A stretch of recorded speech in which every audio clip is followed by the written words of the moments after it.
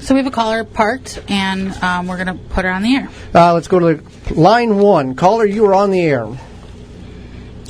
Hello, caller. Good morning. Hello, how are you? Thank you for calling. I'm doing pretty well, thank you. I have a question about aloe vera plant. I was getting a cutting from another plant, and I am just growing it in water. And I put I drink green tea every morning, so I break the bags open and put the inside into water that my plant's growing in. Now, they seem to be doing okay, but what else should I do? Or give me some idea where to go from here. So you've got the cutting in water right now, but not in soil, correct? Yes, and just the insides out of the bag that I've been doing for a long time. So plenty of them in there. Has the plant developed roots in the water itself? Yes. Okay, so now would be a good time to get an all-purpose potting soil, and then you can root that in the potting soil. So you're going to root it in 1 part soil, 1 part sand. So just like a half and half mix of soil and sand. Okay. And then you're allowed to sit for 1 week. Don't water it, and then after that 1 week, then you can water it as you typically do for your aloe vera, and it'll grow into a new plant. Oh, fantastic. Well, thank you so much for that. I enjoy your program. Well, thank you for listening. Oh, my God. I can't wait for you to come on. Wonderful, wonderful. Thank you so much. Thank you. Appreciate your service. Yeah, thank you. Okay, looking forward to hearing from you next week. Wonderful. And I will be calling back. You're more than welcome to. We love hearing from you. Thank you much. Bye-bye. All right. So we had another call come in over the break, and he had a question because his tomatoes are doing beautifully, but they're just not ripening yet. As is ours. And I think that's kind of common. I've been hearing a lot of this, and I don't know if it's because we had that late spring, if it's just because it hasn't gotten effectively very hot out, but it's okay if they're not ripening. I grew up where we just put the seeds directly into the soil, and our tomatoes... No transplant, and sometimes our tomatoes didn't ripen until mid to end of August, so it's okay. We've got several different stages of tomatoes in our garden: ripening, non-ripening, and just developmental flower stage now, in all different sizes, shapes, forms. So it's been a traditionally uncommon year for at least our garden, and from what we're hearing, others' gardens as well. Well, Holly, got a canning question that came in via email. Can you can fruit peaches, pears with Splenda, or does it have to be real sugar? Sure. So you can use different... I guess for any fruit in general. Right. Yeah. You can make a simple syrup with Splenda. You just want to follow directions. So whether it be from the National Center for Home Food Preservation or the Ball Blue Book, freshpreserving.com, there is a way to safely do it.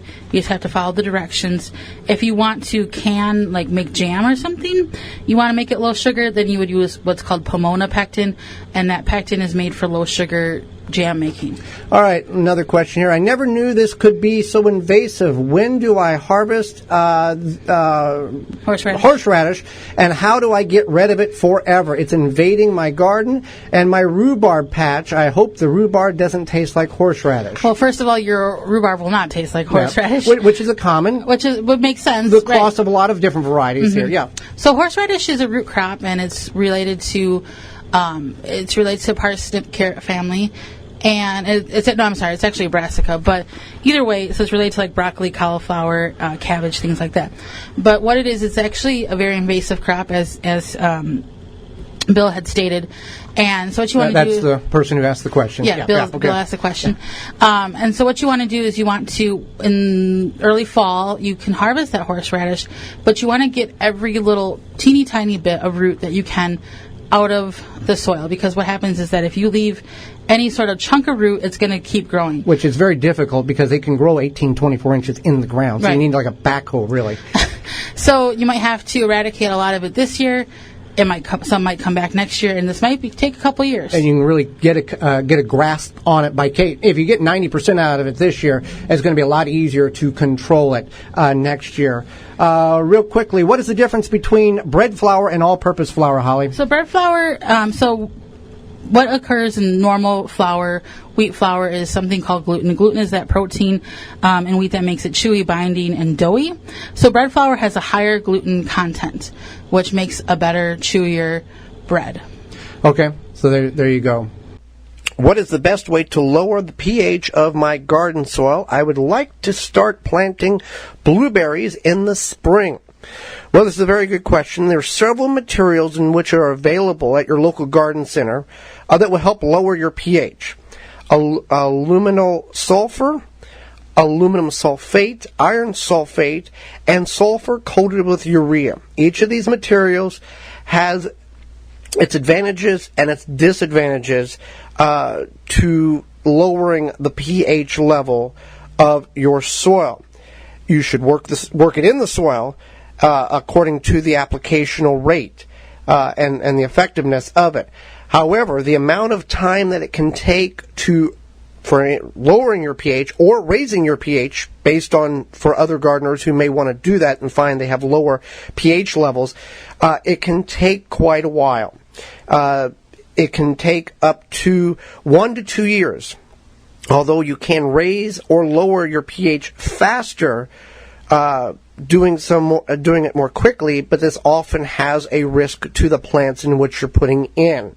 So you want to keep that in mind. Other materials, there's a lot of research in which you can do. It can be done, but you should do it correctly in order to get the best long-term effects from that. For in this application, planting blueberries in your garden. Now, that all being said, blueberries, you probably want about a 4.5 to 5 on the acidity scale there. You want to be sure that you know what level you're needing to get to in order to make your soil acidic for your blueberries. So you need a soil test. You can go to soilsavvy.com and use coupon code TWVG19 to get 10% off your checkout. They'll give you a 14-point analyzation of your soil, an email, and then you know you have a baseline. Because if you just go into your garden and say, I'm going to plant blueberries in this corner, I need the soil to be an acidity of 4.75, for example, and you start doing these things to your soil, you can correct to the soil, made it too acidic, and the blueberries won't grow, or you can mess up a bunch of different things there. So you need to have a good base for your blueberries, for the acidity, and then there's ways to maintain that acidity level over the years to make sure those blueberries are healthy and happy and producing for many, many years to come. But get that soil test, then you can figure out how to best alter the soil to a lower acidity level for the best success for those blueberries. For more information, please visit thewisconsinvegetablegardener.com.